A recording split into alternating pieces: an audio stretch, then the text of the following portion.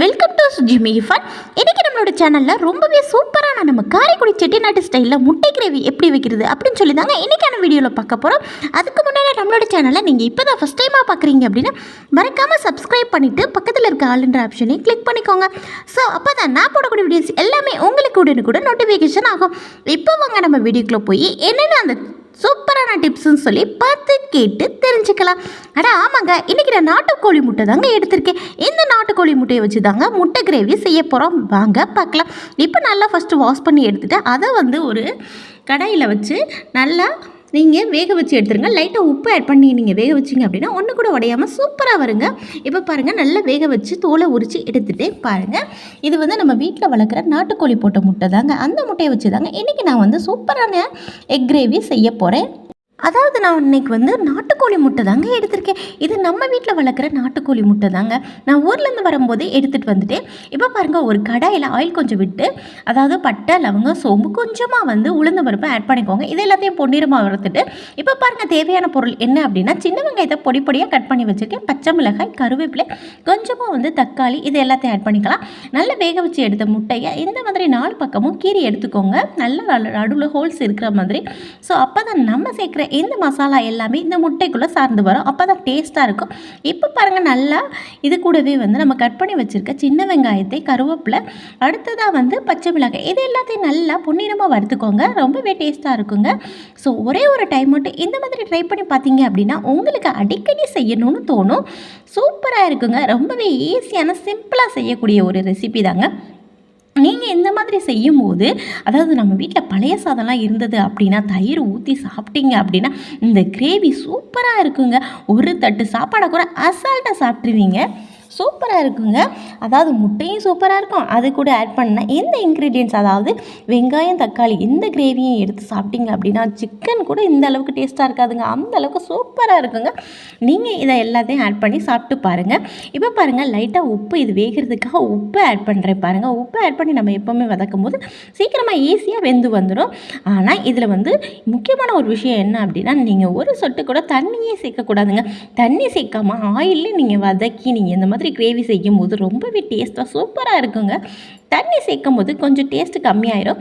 அடுத்ததாக என்ன ஆட் பண்ணுறேன் அப்படின்னா இஞ்சி, பூண்டு, மிளகு, இது எல்லாத்தையும் தட்டி எடுத்துருக்கேங்க. இடிகளில் வச்சு இடித்து எடுத்திருக்கேன். அதை தான் நான் இது கூட ஆட் பண்ணுறேன். நீங்கள் மிக்ஸி சாரில் போட்டு நல்லா பேஸ்ட் பண்ணி கூட போடலாம். இது கூடவே தேங்காய், இஞ்சி, பூண்டு, மிளகு, இது எல்லாத்தையும் நல்லா நைஸாக அரைச்சி கூட இது கூட ஆட் பண்ணிங்க அப்படின்னா ரொம்பவே டேஸ்ட்டாக இருக்கும். நான் இன்னொரு நாள் அந்த வீடியோ உங்களுக்கு ஷேர் பண்ணுறேன். ரொம்பவே டேஸ்ட்டாக இருக்கும்.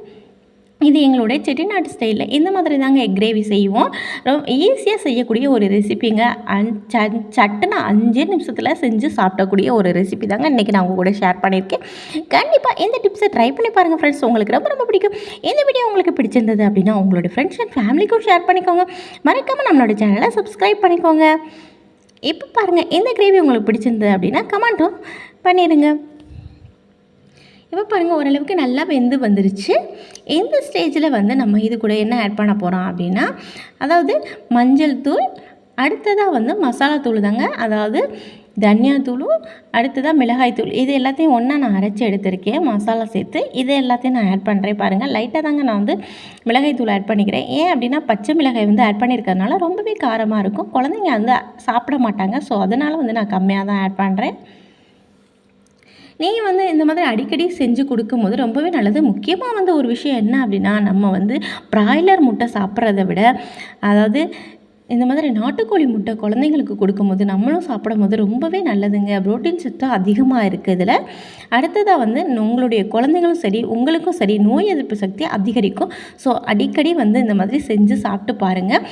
பெரும்பாலும் முட்டை நாட்டுக்கோழி முட்டை இருந்தது அப்படின்னா நீங்கள் அவிச்சு சாப்பிட்றதாங்க ரொம்பவே சத்து. ஸோ கண்டிப்பாக நீங்கள் ட்ரை பண்ணி பாருங்கள். இப்போ பாருங்கள், நல்லா வெந்ததுக்கப்புறம் அந்த மசாலா அந்த வாசனைலாம் போனதுக்கப்புறமா நம்ம ரெடி பண்ணி வேக வச்சுருக்க இந்த எக்கையும் இது கூடவே சேர்த்து நல்லா கிளறி விட்ருங்க. நல்லா அந்த மசாலா சாற அளவுக்கு கிளறி விட்ருங்க. ரொம்ப வேகமாக நீங்கள் கிளறும் போது அந்த முட்டை ஓரளவுக்கு உடஞ்சி வந்துடுங்க. இது நல்லா வெந்ததுக்கப்புறம் லைட்டாக கிளறி விட்டுக்கோங்க. இந்த ஸ்டேஜில் நம்ம கொத்தமல்லி இது கூட ஆட் பண்ணிடலாம். ரொம்பவே வாசமாக டேஸ்ட்டாக இருக்குங்க. ஸோ கண்டிப்பாக ட்ரை பண்ணி பாருங்கள். மிஸ் பண்ணிடாதீங்க ஃப்ரெண்ட்ஸ். இப்போ பாருங்கள் சூப்பராக நம்மளுடைய முட்டை கிரேவி ரெடி ஆயிடுச்சு. கலர்ஃபுல்லாக பார்க்கவே சூப்பராக இருக்குங்க. கண்டிப்பாக இந்த மாதிரி ட்ரை பண்ணி பாருங்கள். உங்களுக்கு ரொம்ப ரொம்ப யூஸ்ஃபுல்லாக இருக்கும் ஃப்ரெண்ட்ஸ். ஒரு டைம் வந்து சாப்பிட்டுட்டு அதாவது இந்த மாதிரி ட்ரை பண்ணி சாப்பிட்டு பார்த்துட்டு நமக்கு கமெண்ட்டில் எப்படி இருந்ததுன்னு சொல்லிடுங்க. ஓகே ஃப்ரெண்ட்ஸ், தேங்க்ஸ் ஃபார் வாட்சிங்.